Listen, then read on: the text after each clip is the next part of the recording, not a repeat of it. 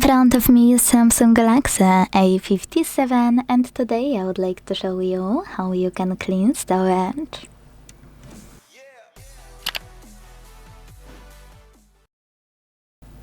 Start by opening Play Store and downloading free app from Google developer Code Files. This one. When it's ready, launch it and hit continue in the pop-up.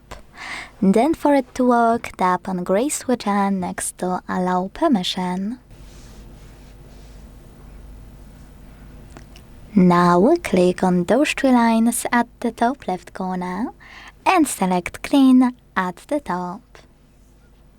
Then hit clean under junk files and clear in the pop-up. As you can see, after a few seconds, storage of my device was successfully cleaned. Thanks so much for watching. If you enjoyed this video, leave a like, comment and subscribe. Bye!